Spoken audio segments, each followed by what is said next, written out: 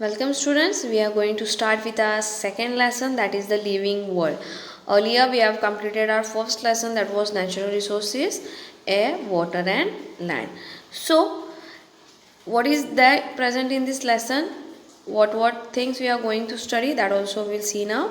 List the things seen in the picture, say whether they are living or non-living thing. You can see the girl, you can see the boy, the dog, the hen and the small chicks also. So they are present there. They are living or non-living. Can you classify them? Yes, they are living things. Can you see the plants? Yes, plant is also living thing. Can you tell me the house is living? No, it is non-living. Can you tell me the football is living thing or no? The kite which the boy is holding in his hand, the fan present in the house. Yes, these all are non-living things. But one thing you should remember, we are totally dependent on non-living things. For example, the book which we are studying, the mobile which we are using, these all things are non-living, and for study purpose and different purpose also we are using these things. Now in this lesson, that is the living world, what we are going to study? So we are going to study the characteristics of the living thing. So what are the special characteristics does the living thing have but not the non-living thing? What we consist of and what non-living thing don't consist of, we are just going to study over here. So characteristics of living things. There are many kinds of plants and animal around us. Yes, do we agree to this sentence? We can see number of plants also and number of animals also which are near present in our surrounding. They show some similarities and some of them shows differences also. Few of them we get milk from them, but few don't, all of them don't give milk. No? Few we can see, some are birds. For example, we can see the plants, some are flowering plants, some gives us flower, but some don't. Some are green in color, some are not. So we can see the differences also, we can see the similarities also.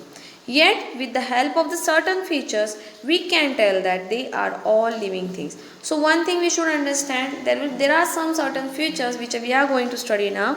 Because of them we can clearly understand these all are non-living things. These features are not seen in the living things. Such features are said to be as characteristics of living thing. Yes, this lesson is only about living world.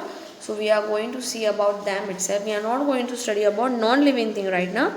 We are just going to see what are the special characteristics does the living thing consist of. So let us study these characteristics. What difference do you see between the young ones and the adult in the picture?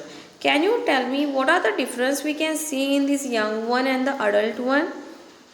Are they same? Can you see the skin? Is the skin same? Can you see the height? No. So you can see there are a lot of differences between them. So why these differences occur and what is the main reason? We are supposed to study now. So the first characteristics which I am going to study is growth. So normally if you see a 1 day baby which I have just now taken birth, and normally you student, you are 6th standard. So if we consider you are somewhere 12 to 13 years old. So you people, can you tell the size structure of yours and that small baby which have just now taken birth? Is that the same? No. It is just tiny and you are somewhere little big. Can you tell me that baby which can he walk or can she walk? No. You can do this thing. Can she or he read? No, but we can do it. So what is this main part, and that is the growth. So we are going to study more about it now. A baby grows up to become an adult person, woman or man. Yes, when we are baby, later when we grow big, we are termed to be as an adult person, and later we are termed as, if we are a girl, we are said to be as a woman, and if you are a boy, you are said to be as a man. During the period of its growth, a baby gains in height, weight, and almost strength also. The work which a small child cannot do, you can do it easily. Why? Because you grow in terms of height, you develop or you gain weight, and your height also, and your strength also increases. Strength means your muscular power. In the same manner, all the animals grow into adult in a certain period. Now the lifespan will be different, but each and every animal, you can see the small puppy, and later it get converted into a dog. It takes a period of time, but later you can see the difference also, and you can see the size structure also. Generally, human require 18 to 21 years for this growth. For a proper growth, we require 18 to 21 years. I can grow by, I can gain my weight, but now I cannot grow by my height. Why? Because my growing period which was there, it was limited up till 21 years. Later there are no chances. You people are in your growing days. You people are in your growing years. There are more chances that your height will increase. Normally weight gain and weight loss, it depends upon us. It is not that part of it. But the mental stability which we receive, you will be more mature as you go in the later classes.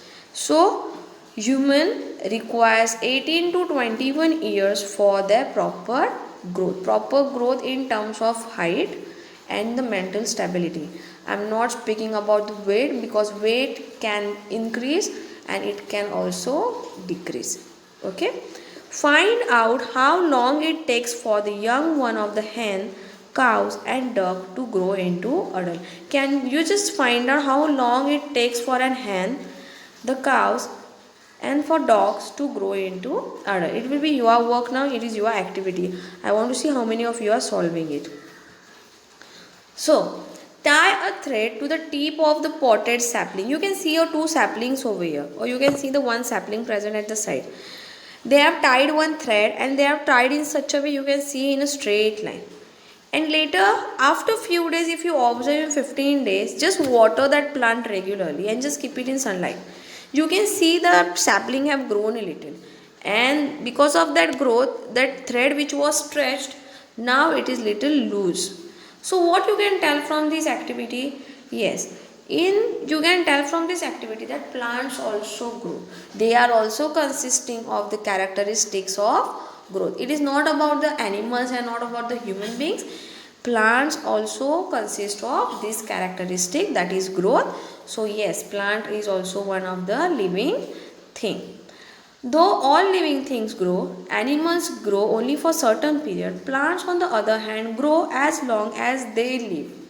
If you uproot a plant from the base itself, from the root itself, from the soil itself, there are no chances of that plant to survive like this. If we don't provide you oxygen, if someone stop the oxygen completely of yours, we are supposed to be declared as died. But it same happens about the plant. If plants have been uprooted from their main part, that is the soil, they are not supposed to get the enough water, then they are not supposed to live also. The growth of the living things occurs within their body. It occurs from inside, which means that growth occurs in all parts of the body. If you see the size of a small baby's hand, and if you see your hand size, you can see it is different. It is not the same. So when you are growing, your all parts are also growing. Your all body parts are also growing. You can see the small plant here. Yes, the banyan tree and the coconut tree. Earlier they have planted, they are just saplings like.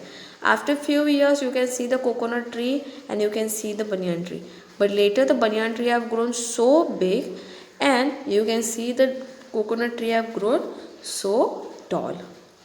Now, what differences do you see in the growth of the trees like mango, banyan, peepal and that of the bamboo, coconut and toddy palm? The few plants such as mango, banyan and peepal, they grow up to a limited height. That height is not supposed to grow at more big like a coconut. But coconut is adapted in such a way that it has that characteristic that it is supposed to grow tall itself. Okay. Now what things are required for this growth? If you ask me, being a teacher, what teacher we require for our growth? Normally the food which you eat. So we will study now food is necessary for growth. Plants make their own food in sunlight. Plants produce food from water, nutrients in the soil and the carbon dioxide present in the air. So we are knowing one thing, that plants are preparing their own food. They are not dependent on anyone for food. Okay, and they prepare their own food in the help of or with the help of sunlight. means they require sunlight for production of food. Plants produce the food from the, or we can say with the help of water, nutrients in the soil and the carbon dioxide which is present in the air.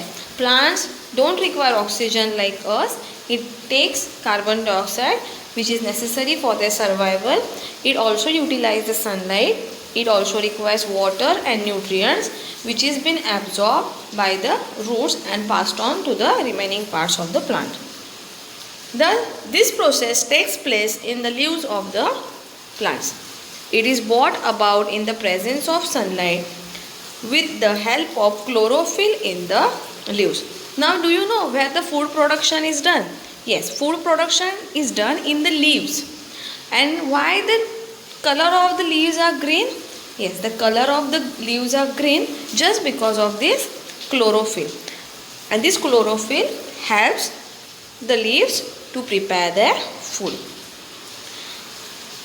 This process of food production is called as photosynthesis. So what will be the definition of photosynthesis? Yes, plants producing their own food in presence of sunlight is called as photosynthesis. Again I am repeating, plants producing their own food in presence of sunlight is called as photosynthesis. During this process, plants give out oxygen. How during respiration we take in the oxygen and release out carbon dioxide? Same way, plants take carbon dioxide and they release out oxygen. It is vice versa. Plants appear mainly green in color due to the chlorophyll in them. I have just now told you why the plants appear green. Yes, just because of chlorophyll which is present, and this chlorophyll which is present in the leaves helps the plant to prepare their food. Okay. Now, animals however do not have chlorophyll. Do animals or do we have chlorophyll? No, we don't have it. Only plants have. That's why we are dependent on plants for food, and plants are producing their own food. They search for food. Animals such as goats, sheep, horses eat the grass, while wild animals such as tiger and lions meet their need for food by hunting other animals which live on plants. Yes, the one which eat the flesh of the other animals are called to be as carnivores, and the one which are depending on grass, they are called as herbivores. Okay, the intake of food and the resultant growth is an important characteristic of living thing. You can see something in the orange box. Yes, what they have told you over here, the intake of food which you do. Intake means you are taking in the food, and the growth which is being done later on. Yes, it is just an important characteristic of the living thing. Okay, so this is the first main characteristics of living thing. The next characteristic will be studied later. Just go through this video. Thank you.